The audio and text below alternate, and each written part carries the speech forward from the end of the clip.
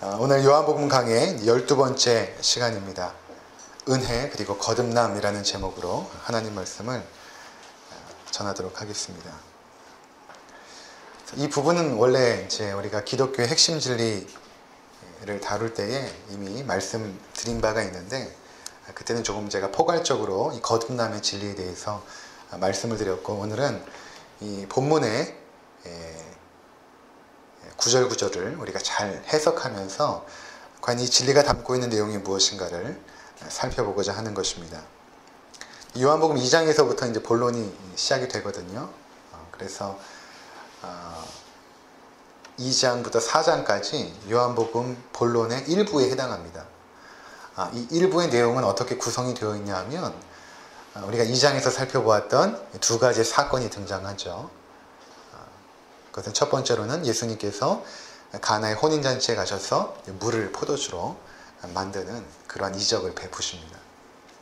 그래서 이러한 이적의 의미가 단지 예수님께서 기적을 베푸셨다라는 것이 아니라 바로 흥이 깨어져 버린 우리의 인생들, 그렇죠? 하나님께서 원하시는 정말 삶은 이 땅에서 잔치하며 기뻐하며 살아가는 삶인데, 그것이 깨어져 버린 것이죠. 포도주가 사라졌다는 것은 그것이 깨어져 버린 것이죠. 바로 그러한 우리 인생을 예수 그리스도께서 그 기쁨을 회복시켜 주시는, 그 삶의 잔치를 온전히 회복시켜 주시는 분이시다라는 것을 보여주시는 사건이 바로 가나의 혼인잔치 사건이죠. 그리고 나서 이어지는 사건이 예수님께서 성전에 올라가셔서 성전에서 시위하시는 사건을 보여주지 않습니까? 이것은 그동안 구약에서부터 내려왔던 그 성전이 의미하였던 것이 무엇이었는가? 구약에서 왜 그토록 하나님께서 성전을 귀하게 여기셨고, 또 성전에서 예배드리는 것을 귀하게 여기셨는가? 그것은 바로 그 성전이 죄인들과 하나님과의 만남의 장소, 죄인들과 하나님이 연합할 수 있는 장소, 그리고 우리가 하나님의 백성으로 살아갈 때에 죄를 범하고 죄를 범했을 때 다시금 성전에 와서 제사를 드림으로 말미암아 그 죄가 사해지고 하나님과 연합할 수 있는 그 길을 열어주신 것이 성전 아닙니까? 그러니까 성전만이 유일하게 하나님과 연합할 수 있는 그 장소, 죄를 사할 수 있는 장소였던 것이죠. 근데 거기에 예수님께서 오셔서 시위하시면서 그것들을 뒤에 엎으시죠. 그것은 바로 그동안의 성전이 물러가고 진짜 참 성전이 오셨다는 것입니다. 이제는 하나님과 연합하기 위해서, 우리 죄를 속하기 위해서 성전이 제사를 드리고 성전에서 예배를 드리는 것이 중요한 것이 아니라, 이제는 그 예수 그리스도를 믿고 그 예수 그리스도를 통해서만이 하나님을 만날 수 있고 하나님과 연합될 수 있고 하나님께 진정으로 예배할 수 있다라는 사실을 보여준 것이 바로 2장에 나와 있는 두 번째 예수님의 성전 시위 사건인 것입니다. 이렇게 두 가지의 사건이 지나가고 나서 3장에 들어오면 3장과 4장에 두 번의 만남이 그려져 있습니다. 3장에서는 니고데모와의 만남이 그려져 있고, 4장에서는 수가성에 있는 사마리아 여인과의 만남이 이제 등장을 합니다. 니고데모는 그 당시에 굉장히 유력했던 사람이었고, 이 사마리아 여인은 사람들이 터부시했던 그런 죄인 중에 한 사람이었죠. 남편이 6명이나 있었던. 이러한 두 사람과 예수님과의 만남을 통해서 예수님께서 아주 귀한 하나님 나라의 보석 같은 진리들을 이제 말씀해 주십니다. 그래서 우리가 이 3장에 나와 있는 첫 번째 니고데모와의 만남 속에서 이루어진 이 예수님과의 대화 가운데 정말 그 중요한 하나님 나라의 진리가 무엇인지를 우리가 함께 나누고자 하는 것입니다. 먼저 1절을 보니까, 3장 1절을 보니까, 그런데 바리새인 중에 니고데모라 하는 사람이 있으니 유대인의 지도자라, 이렇게 말하고 있습니다. 어떤 이야기가 시작이 될 때 한 사람을 소개함으로 이야기가 이제 전개되는 것이죠. 니고데모가 누구인가? 여기 보니까 바리새인이다, 이렇게 말하고 있죠. 바리새인. 우리가 바리새인 하면 부정적인 인식이 있죠. 왜냐하면 이 마태복음 특별히 23장에 보면 예수님께서 이 바리새인을 향하여 아주 굉장히 살벌하게 그들의 죄를 지적하십니다. 뭐라고 말씀하시냐면 이 외식하는 자들아, 그리고 어리석은 맹인들아, 나중에는 이 독사의 자식들아. 그러니까 그 당시에 바리새인들이 얼마나 타락했는가 하는 것을 우리가 짐작할 수 있죠. 그런데 원래 이 바리새인은 처음 시작할 때 그렇지 않았습니다. 이 바리새주의라는 것이 어떤 것이었냐면, 이 원래 이제 구약에서부터 내려왔던 이 유대교는 제사장 중심의 종교였어요. 제사장 계급이 있고 그들이 모든 예배를 주관하고, 특별히 레위 지파가 그 예배를 주관하지 않습니까? 그런데 주전 한 6세기 정도부터 어떤 운동이 시작되었냐면, 이러한 제사장 중심의 어떤 종교적인 행위들을 우리 대중 평민 민중 차원에서 삶의 영역에 있어서 우리가 실천해보자 라는 운동들이 일어나기 시작한 것입니다. 그러니까 굉장히 좋은 의도로 시작이 되어진 것입니다.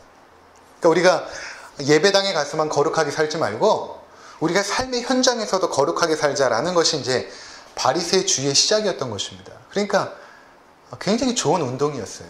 그래서 그들이 이제 각 지역마다 회당을 짓습니다. 그리고 그 회당을 중심으로 모여서 예배도 하고, 또 율법을 교육하기도 하고, 또 때로는 중요한 회의도 하고 모임을 갖기도 한 것이죠. 그래서 그 회당을 인도했던 사람들은 이제 랍비라고 이제 불렀던 것입니다. 그것이 주전 2세기 정도 되면 굉장히 보편화되는 그러한 문화로서 자리 잡습니다. 그래서 그들이 성전에서만 행해졌던, 특별히 제사장 그룹에서만 행해졌던 그 거룩함의 운동을 이제는 삶의 영역에서 한 가지 한 가지 실천하기 시작한 것입니다. 그러면서 어떻게 했냐면 그 율법의 조항들을 세분화시켜서 여러 가지 조항들로 만들어버린 것입니다. 예를 들어 이제 안식일을 거룩하게 지키라는, 안식일에 일하지 말고 거룩하게 지키라는 그 하나님의 그 구약의 명령을 막 더 세분화시킨 거예요. 그래서 안식일에 짐을 들고 몇 걸음 이상 걸으면 그것은 안식일을 범하는 것입니다. 또 때로는 이제 인후염에 이제 걸렸다고 해요. 근데 인후염에 걸렸는데 치료하기 위해서 이제 그들이 보통 식초 같은 거를 이제 마신다고 합니다. 근데 이거를 우물우물하고 뱉어야 되는데, 안식일에는 이것을 뱉는 것은 안식일을 범하는 것이 되는 거예요. 일을 했다 이거죠. 그래서 그거를 이제 삼켜버렸다고 합니다. 지금도 제가 성지 순례를 갔을 때 한 호텔에 묵었는데, 안식일에 그 호텔에 이제 있은 적이 있는데, 그 종업원들이 이 벨을 누르지 않아요. 이 안식일에 그 3층, 4층 이렇게 누르는 것이 그들에게는 안식일을 범하는 것이라고 생각합니다. 그러니까 그만큼 그들이 그 모든 조항들을 세분화시켜서 삶에 있어서 거룩함의 운동을 펼쳤던 것입니다. 근데 그것이 나중에는 그들의 마음과 그들의 행위가 이분화되어져서 그들이 겉으로는 경건한 것 같지만 속으로는 모든 음탕한 것들을 가지고 있음으로 말미암아 외식하는 자들로서, 그리고 오히려 그러한 행위들이 하나님을 믿는 데 있어서 장애가 되어버리는 그러한 일까지 벌어진 것입니다. 겉으로는 굉장히 경건한 것처럼 보이지만 그 속은 썩어 문드러지고 있었던 것입니다. 그것에 대해서 예수님께서 외식하는 자들아 라고 지적하셨던 것이죠. 그러니까 당시 이 바리새인이라고 했을 때는 사실은 많은 대중들로부터 존경을 받고 종교적으로 나름대로 거룩하고 깨끗하게 살려고 노력했던 하나의 무리들, 종교적인 집단이라고 보시면 이해가 쉬울 것입니다. 그들은 하루에 3번씩 기도 시간을 정하여 기도하고 일주일에 2번씩 금식하였습니다. 여러 가지 율법 조항들을 세분화시켜서 경건한 삶을 추구했던 사람들. 그들이 그 당시 한창 때는 예루살렘에 6,000명 정도 있었다고 합니다. 예루살렘의 인구가 35,000명에서 4만 명까지 보는데, 그 중에 6,000명 정도가 바리새인이라고 하니까 그 규모를 가히 짐작해 볼 수 있을 것입니다. 니고데모가 바로 바리새인 중에 한 사람이었던 것입니다. 뿐만 아니라 오늘 보니까 그가 유대인의 관원이다 이렇게 소개합니다. 그러니까 학자들은 아마도 니고데모가 그 사내들인 공회의 일원이었을 것이다 이렇게 말합니다. 사내들인 공회는 우리가 한번 살펴본 적이 있죠. 사내들인 공회는 그 당시에 70명으로 구성된 그 민족의 대표들인 것이죠. 한마디로 제사장이 있고 거기에는 당시 덕망 받던 사람들이 추대되어져서 바리새인도 있고 그런 사람들 70명이 모여서 모든 정치들을 결정하고 집행했던 곳, 그것이 바로 산헤드린 공회였던 것입니다. 정치적인 문제뿐만 아니라 종교적인 문제들도 의결하고 관할할 수 있었던, 권한이 있었던 곳이 바로 산헤드린 공회입니다. 거기에 한 사람의 일원이었다라고 이제 보는 것입니다. 왜냐하면 나중에 이 산헤드린 공회가 이제 소집이 됩니다. 예수님을 죽이기 위해서 저 청년이 성전을 소란하게 하고 자기가 하나님의 아들이라고 하고 성전을 모독했다라는 것으로 산헤드린 공회가 소집이 되어서 예수를 죽이려고 이제 모의를 합니다. 근데 그때에 니고데모가 등장을 해요. 그래서 예수님을 옹호하는 발언을 합니다. 니고데모가 아마도 산헤드린 공회의 일원이었다라는 것이 아마 맞는 것 같습니다. 그리고 니고데모가 이제 또 요한복음 19장에 등장하는데, 그때 예수님께서 이제 죽으시고 아리마대 요셉이 그 시신을 이렇게 장사 지낼 때에 그때 이제 니고데모가 찾아옵니다. 향유와 모략 100근을 가지고 와서 예수님의 죽음을 애도하는 그러한 일을 합니다. 그러니까 향유와 모략 100근이라면 굉장히 그 값어치가 있는 것인데 그만큼 니고데모가 부유했다라는 것이죠. 그러니까 잘 보면 니고데모는 종교적으로도 그 당시에 인정받던 사람, 거룩하고 깨끗하게 살려고 노력했던 사람이고, 그리고 그 가운데서도 바리새인 중에서도 사람들에게 인정받고 덕망 있는 사람으로 존경받아 산헤드린 공회의 일원이 되었던 사람. 오늘날로 하면 어떤 사람 정도 될까요? 우리가 정말 종교적으로 뿐만 아니라 정치적으로도 또 경제적으로도 굉장히 청렴하고 깨끗하게 사는 그런 어떤 지도자의 위치에 있는 어떤 사람을 생각하면 아마 좋을 것 같습니다. 근데 2절에 보니까 그가 예수님을 찾아오죠. 근데 그때가 언제입니까? 밤에 예수님께 찾아왔다 이렇게 말하고 있습니다. 밤에 예수님께 찾아왔다. 이것은 그가 사람들로부터 이미 알려진 사람으로서 예수님을 찾아오는 것이, 낮에 예수님을 찾아오면 좀 그러니까 사람이 없는 시간인 밤에 찾아왔다 이렇게 해석하기도 하지만, 사실은 이 요한복음에서 이 밤이라는 것은 어떤 의미가 있냐면 빛과 대조되어서 진리가 없는 상태, 죄악된 상태, 영적인 무지의 상태를 바로 밤이라고 표현합니다. 그래서 요한복음 9장 4절에 보면 이렇게 말합니다. 때가 아직 낮음에 나를 보내신 이의 일을 우리가 하여야 하리라. 밤이 오리니 그때는 아무도 일할 수 없느니라. 그래서 밤은 그냥 시간적인 밤이 아닙니다. 영적으로 어두워지는 시기, 진리가 없는 때, 죄악된 상태. 또 요한복음 11장 9절에서 10절 보면 예수께서 대답하시되 낮이 12시간이 아니냐. 사람이 낮에 다니면 이 세상의 빛을 보므로 실족하지 아니하고 밤에 다니면 빛이 그 사람 안에 없는 거로 실족하느니라. 영적인 어둠의 상태를 말하는 것입니다. 요한복음 13장 30절에 보면 이제 유다가 예수를 팔려는 그 생각을 가지고 나중에는 그걸 결정을 하죠. 예수님께서 이 조각을 내가 가져다 주는 그 사람이 나를 팔려는 사람이다 이렇게 했을 때 거기에는 이제 제자들이 함께 있지 않았습니까? 그때 유다가 그 조각을 딱 받습니다. 받고 성경은 뭐라고 말하냐면 유다가 그 조각을 받고 나가니 밤이러라 이렇게 말하고 있습니다. 그가 빛 가운데 있었다가 이제는 죄악된 상태로 나가버린 것이죠. 그러니까 이 니고데모라는 존재가 어떤 사람인가? 겉으로 볼 때는 종교적인 열심으로 거룩하고 경건하게 사는 사람, 또 굉장히 그 당시 사람들이 인정할 만큼 좋은 평판을 가졌던 사람, 경제적으로도 부유했고 정치적인 권력도 있었던 굉장히 존경할 만한 인물이었지만 성경은 그 사람을 어둠의 사람이라고 말하고 있는 것입니다. 그래서 나중에 예수님께서 이 니고데모하고 대화를 하시는데 이렇게 말씀하세요. 빛과 어둠에 대한 말씀을 하십니다. 요한복음 3장 19절에 보면 그 정죄는 이것이니 곧 빛이 세상에 왔을 때 사람들이 자기 행위가 악함으로 빛보다 어둠을 더 사랑할 것이니라. 악을 행하는 자마다 빛을 미워하여 빛으로 오지 아니하나니 이는 그 행위가 드러날까 하며 진리를 따르는 자는 빛으로 오나니 이는 그 행위가 하나님 안에서 행한 것임을 나타내려 함이라 하시니라. 이렇게 말합니다. 결국 이 니고데모라는 존재는 빛이 없는 상태, 어둠의 상태, 진리가 없는 상태, 영적인 무지의 상태, 죄악의 상태 가운데서 지금 빛이신 예수님께로 지금 나온 것입니다. 그런 사람들이 있죠. 꼭 기독교인이 아니더라도 진리를 추구하는 사람들이 있습니다. 아주 진지하게 인생을 살아가고 진리를 추구하는 사람들이 있죠. 그들은 진지하게 신의 존재에 대해서도 탐구를 합니다. 정말 하나님이 계신가? 그렇다면 하나님이 원하시는 것은 무엇인가? 이렇게 진지하게 탐구하는 자들, 그들 우리가 구도자라고 말합니다.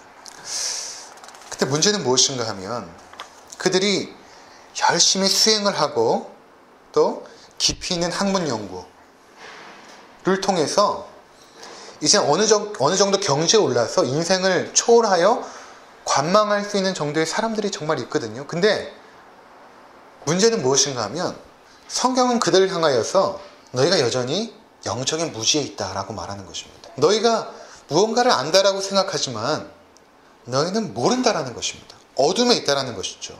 왜냐하면 참 진리이신 예수 그리스도를 알지 못하는 사람은 결국 어둠에 있는 것입니다. 이런 사람들이 주변 사람들을 속일 수는 있습니다. 근데 자기 자신을 속이지 못합니다. 사람들을 속이긴 쉽죠. 그러니까 만약 어떤 사람이 있는데 그 사람이 그리스도를 알지 못하는 사람입니다. 근데 그리스도를 알지 못하는데 매일 새벽 기도를 하고 금식도 하고 또 성경 말씀도 읽고 또 그의 말 한마디 한마디 속에는 거룩함이 묻어나고 또 자신이 가지고 있는 물질로 어려운 사람을 돕고 이렇게 한다면 그 사람은 누가 봐도 하나님의 사람이죠. 근데 그 자신은 자기를 압니다. 그러니까 어느 정도 진지하게 이 땅을 살아가는 사람들이라면 자신을 볼 줄 아는 눈이 있어요. 그것은 뭐냐면 내가 이렇게 다 해봤는데 내가 수행도 해보고 내가 구제도 해보고 내가 할 수 있는 모든 걸 다 해봤는데 여전히 자기의 마음 가운데 있는 두려움과 공허함과 삶에 대한 허무함, 그것이 여전히 사라지지 않고 있을 때에 그 사람이 갈 곳은 없는 것입니다. 더 이상 그 사람이 갈 곳은 없는 거예요. 왜냐하면 다 해봤기 때문에. 니고데모는 알았던 것입니다. 자신이 어둠 가운데 있었던 것을 알았던 것이죠. 그럼 우리가 정말로 철저하게 자기 자신을 아무도 사람들이 없는 곳에서 내 자신을 냉정하게 바라본다면 내가 정말 어떤 존재인가, 내가 도대체 어떤 인간인가를 바라본다면 우리는 솔직하게 이런 고백을 할 수밖에 없습니다. 난 정말 더럽고 추한 죄인이구나. 내가 뉴스를 보면서 욕했던 그 많은 사람들, 타락했던 사람들, 살인자들, 가늠한 사람들, 어떻게 세상에 저런 일을 할 수가 있어 했던 그 모든 죄악들이 그 사람들에게만 있는 것이 아니라 마음속에 있다는 것을 우리는 발견하게 되는 것입니다. 이거 삶에 있어서 굉장히 중요한 문제거든요. 내가 얼마나 추악하고 더러운 죄인인가를 깨닫는 것은 굉장히 중요한 문제입니다. 왜냐하면 내가 어둠 속에 있다는 것을 모르면 결코 빛이신 예수 그리스도께로 나오지 않기 때문입니다. 바로 여기에 바리새인들의 문제가 있었던 것입니다. 그들은 율법을 지키는 그 거룩한 행동을 통해서 자신이 깨끗해졌다라고 믿었던 것이죠. 마태복음 15장에 보면 바리새인들이, 예수님의 제자들이 손을 씻지 않고 음식을 먹었다고 해서 저들이 장로들의 유전을 지키지 않고 정결법을 어겼다고 해서 막 비난하기 시작합니다. 어떻게 저들이 손을 씻지 않고 음식을 먹는가? 그때 예수님께서 이런 말씀을 하십니다. 입으로 들어가는 것이 사람을 더럽게 하는 것이 아니라 입에서 나오는 그것이 사람을 더럽게 하는 것이니라. 입으로 들어가는 모든 것은 배로 들어가서 뒤로 내버려지는 줄 알지 못하느냐. 입에서 나오는 것들은 마음에서 나오나니 이것들이야말로 사람을 더럽게 하느니라. 마음에서 나오는 것은 악한 생각과 살인과 간음과 음란과 도둑질과 거짓 증언과 비방이니 이런 것들이 사람을 더럽게 하는 것이요 씻지 않는 손으로 먹는 것은 사람을 더럽게 하지 못하느니라. 그렇습니다. 바리새인들은 깨끗하게 손을 씻고 음식을 정갈하게 해서 먹으면 자신이 거룩해진다라고 여겼던 것이죠. 근데 주님께서는 그것이 아니라 네 마음속에 그 더러움이 있는데 그 마음속에서 나오는 그 모든 것들이 더러운 것이지 그 입으로 들어가는 그것이 너희를 더럽게 하는 것이 아니다. 즉 우리 심령 깊은 곳에 있는 그 더럽고 추악한 그 죄악들을 예수님께서 폭로해 내신 것이죠. 저는 목사로서 이러한 위험성을 누구보다도 잘 압니다. 내가 하나님의 말씀을 연구하고 설교하고 가르치고 깨닫는 것과 예수 그리스도를 아는 것이 아무런 상관이 없을 수 있다는 것을 압니다. 경건의 행위로 자신을 포장하여 사람들을 속일 수는 있습니다. 그러나 자기 자신까지 속이지 못하죠. 더더군다나 하나님을 속일 수는 없습니다. 그 니고데모는 그것을 알았던 것입니다. 내가 지금 어둠 가운데 있구나. 그래서 그가 빛 가운데 계신 예수님께로 지금 나온 것입니다. 그리고 이렇게 말하죠. 라비어, 우리가 당신은 하나님께로부터 오신 선생인 줄 아나이다. 하나님이 함께 하시지 아니하시면 당신이 행하시는 이 표적을 아무도 할 수 없음이니이다. 여기 보면 니고데모가 우리라는 표현을 씁니다. 이것은 2장 23절에 보면 6월절에 예수님께서 예루살렘에 계시니 많은 사람이 그의 행하시는 표적을 보고 그의 이름을 믿었으나 이렇게 말하죠. 그러니까 예수님의 그 행하시는 표적들을 보고 예수님을 믿는 사람들의 무리가 생겼던 것입니다. 그런데 이 믿는 사람들의 무리는 구원받은 사람들은 아니에요. 그래서 24절에 뭐라고 말하냐면 예수는 그의 몸을 그들에게 의탁하지 아니하셨으니 이는 친히 모든 사람을 아심이요. 이렇게 말씀하십니다. 여기서 의탁하지 아니하였다라는 것은 그들을 믿지 않았다라는 것입니다. 그들이 예수님의 표적을 보고 예수님을 믿었지만 예수님은 그들의 믿음을 신뢰하지 않았다라는 것입니다. 하지만 그들 가운데 몇 명은 예수님을 향하여 열린 마음이 생겨서 예수님에 대하여 궁금하게 여기는 하나님 무리들이 생겼던 것입니다. 그 중에 한 사람이 바로 니고데모였던 것이죠. 그래서 지금 그 우리 중에 한 사람이라는 것입니다. 니고데모가. 그래서 니고데모가 뭐라고 말하냐면 우리가 당신이 이렇게 말하고 있죠. 우리가 당신이. 자, 그런데 니고데모는 예수님을 향하여서 아주 굉장히 좋은 평가를 하는 것 같아요. 당신 하나님께로부터 보냄을 받는 사람입니다. 하나님이 당신과 함께하고 있습니다. 그렇기 때문에 이러한 표적을 행하신 것이라고 나는 생각이 되어집니다. 이렇게 지금 예수님을 향하여서 좋은 평가를 하고 있습니다. 그런데 예수님께서는 조금 이상한 대답을 하십니다. 뭐라고 대답하시냐면 3절에 예수께서 대답하여 이르시되 진실로 진실로 내게 이르노니 사람이 거듭나지 아니하면 하나님의 나라를 볼 수 없느니라. 이렇게 말씀하십니다. 조금 동문서답 같은 선문답을 하고 계시는 것입니다. 근데 이 예수님의 말씀 우리가 살펴보고 오늘 마칠 텐데요. 이것이 어떤 의미인가를 우리가 살펴보는 것은 굉장히 중요합니다. 여기서 진실로 진실로 내게 이르노니 이렇게 말씀하지 않습니까? 그리고 사람이 거듭나지 아니하면 하나님의 나라를 볼 수 없느니라 이렇게 말씀하십니다. 이것은 사실 어떤 의미가 첫 번째로 있냐 하면 네가 지금 나에게 찾아와서 나에 대해서 하나님이 함께 한다라고 지금 말하고 있고 내가 행한 그 표적들에 대해서 하나님께서 함께 하신 그 역사라고 말하고 있지만 사실 너라는 존재는 영적인 어둠 가운데 있어서 하나님 나라를 볼 수조차 없는 존재라고 말씀하고 있는 것입니다. 지금 니고데모야 너는 종교 그 유대인의 지도자이고 바리새인 중에 정말 탁월한 바리새인이지만 네가 나에 대해서 하나님 나라에서 보냄을 받은 그런 사람이라고 평가하지만 사실 너는 하나님 나라를 볼 수 있는 존재조차도 못 된다라는 것입니다. 실제로 이제 다음 주에 살펴보게 되겠지만 니고데모는 예수님의 말씀을 도무지 이해하지 못합니다. 왜냐하면 땅에 속해 있는 사람이기 때문에 그래요. 땅에 속해 있는 사람이기 때문에. 그래서 예수님께서 아주 쉽게 니고데모가 이해할 수 있게 아주 쉽게 하늘의 진리를 설명하시는데 니고데모는 도무지 이해를 하지 못해요. 예수님께서 나중에 뭐라고 말씀하시냐면 네가 유대인의 선생으로서 왜 이런 것도 모르느냐라고 지적을 하시거든요. 자, 그런데 예수님께서 진실로 진실로 내게 이르노니 사람이 거듭나지 아니하면 이 말씀을 하실 때에 어떠한 그 원어를 쓰셨냐면 아멘, 아멘, 아노센 이런 단어를 쓰셨어요. 아멘, 아멘, 아노센으로 나지 아니하면 아멘, 아멘, 아노센으로 나지 아니하면 이렇게 말씀하셨거든요. 이게 이제 어떤 의미가 있냐면 우리나라 성경에는 진실로 진실로 내게 이르노니 이렇게 이제 바꿨습니다. 근데 이렇게 이것을 해석을 하면 예수님의 말씀의 그 근본적인 그 원래의 취지를 우리가 이해하기가 조금 힘듭니다.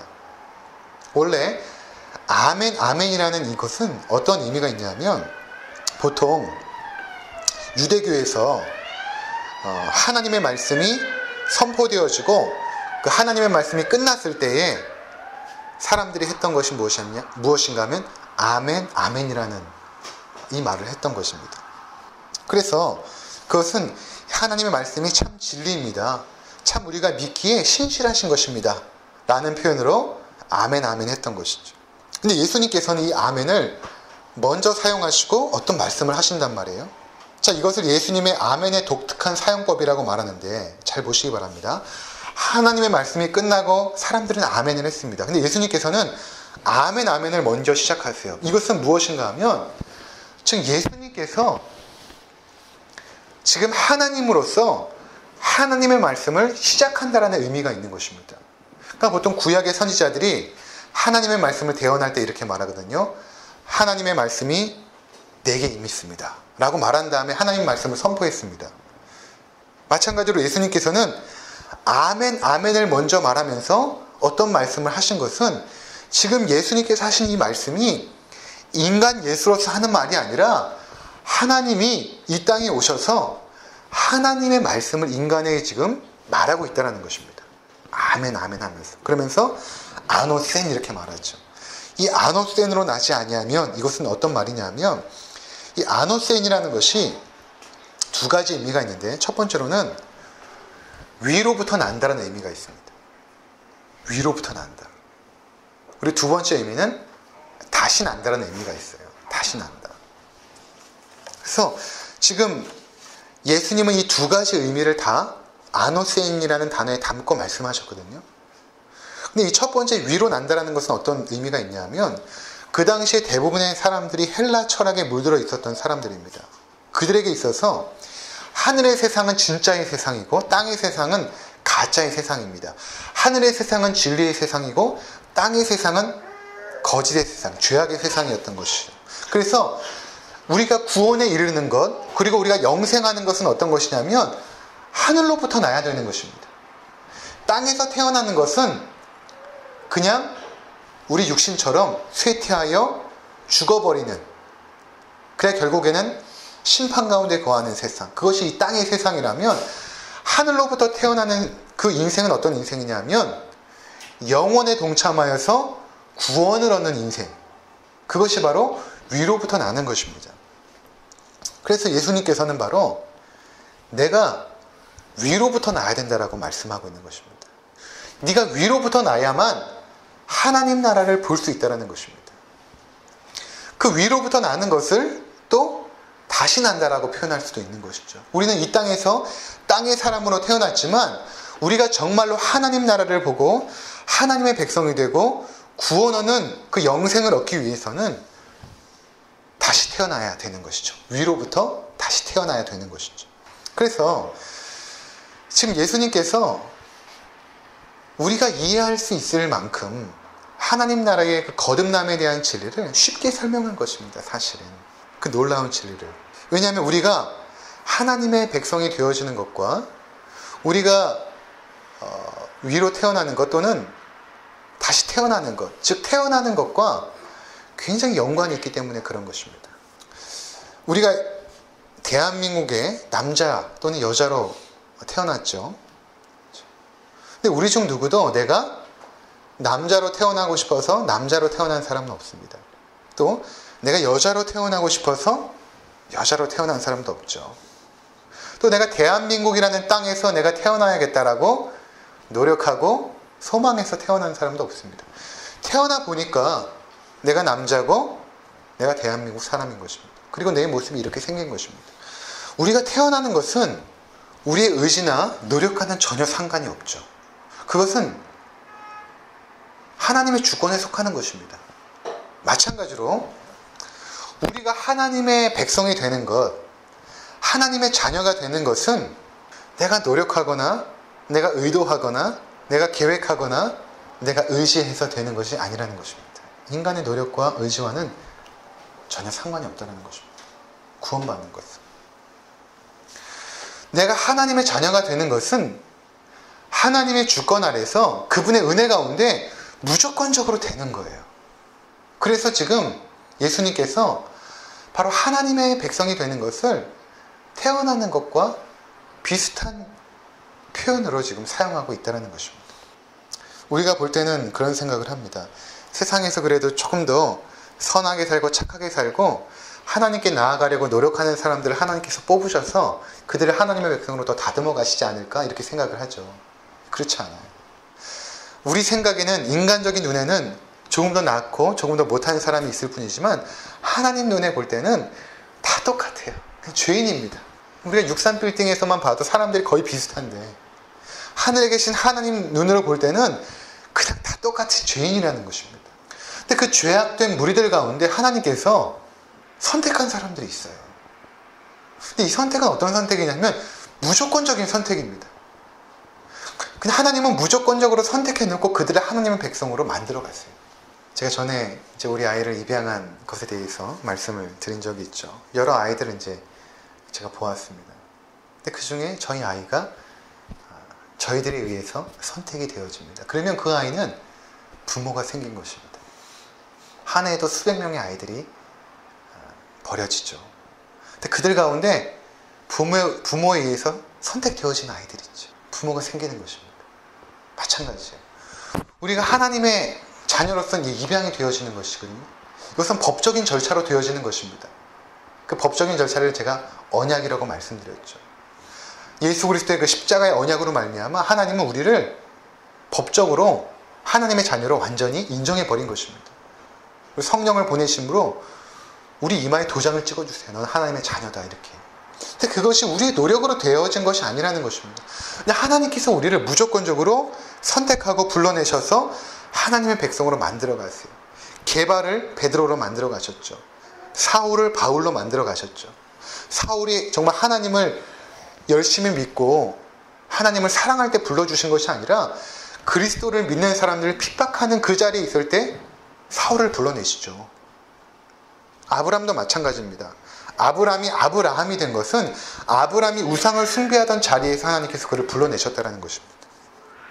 그래서 이 아노센, 위로부터 나는 것은 우리의 의지와 노력으로 되는 것이 아니라 하나님의 은혜로 무조건적인 선택 가운데 되어진다는 것입니다. 그래서 요한복음 1장 12절과 13절에 보면 하나님의 자녀가 어떻게 되어지는가? 13절에 이는 혈통으로나 육정으로나 사람의 뜻으로 나지 아니하고 오직 하나님께로부터 난 자들이니라 이렇게 말씀합니다.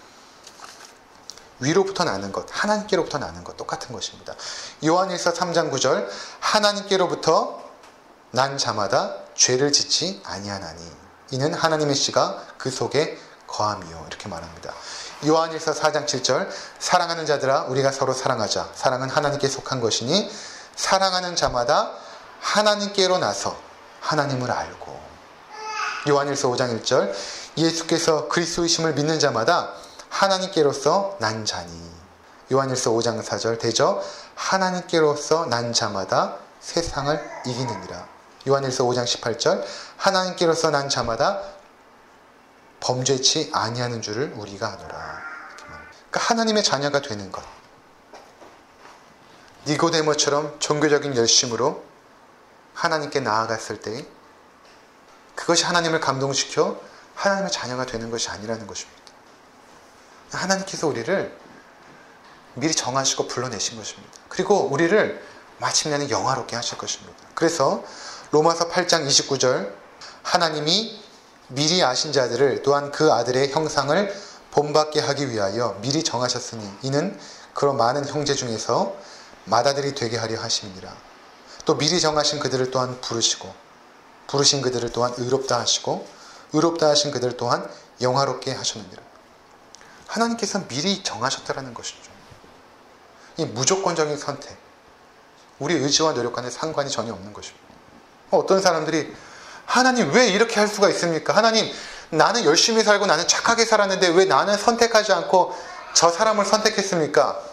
31절 보십시오. 그런즉 이 일에 대하여 우리가 무슨 말을 하리요? 하나님이 우리를 위하시면 누가 우리를 대적할? 하나님이 하셨다고 하는데 누가 하나님에 대해서 피조물이 감히 질문할 수 있는가라는 것입니다. 구약 성경 이사야에 보면 하나님께서, 제가 정확하지 않은데 예레미야인가 이사야에 보면 하나님께서 자신을 토기장이로 비유하시죠. 토기장이가 토기를 만들어서 하나님 귀하게 간직하고 하나님 깨버립니다. 그 권한이 누구에게 있냐면 토기장에게 있는 거예요. 하나님께서 누구를 선택하고 그들을 구원할지는 하나님의 영역에 속한 것입니다. 그것에 대해서 우리 피조물인 인간이 토기가 토기장에게 왜 저를 깹니까? 할 수 없는 것이죠. 하나님께서 하신 것이라면 누가 하나님께 대하여 뭐라고 할 수 있겠습니까? 창조주이신데. 그래서 이 시간 여러분들이 내가 하나님의 자녀가 되었다면 그것은 하나님의 놀라운 은혜가 우리 가운데 부어진 것입니다. 내가 잘해서 된 것이 아니에요. 내가 좀 더 착하게 살았다고 된 것도 아닙니다. 내가 하나님께 나와서 된 것도 아니에요. 하나님께서 우리를 미리 정하시고 불러주신 것입니다. 그 미리 정하시고 불러주신 그 사람은 나중에 영화롭게 될 거예요. 그렇게 만들어 가십니다. 그것이 하나님의 손 안에 있다는 것입니다. 그래서 우리가 그 하나님의 은혜로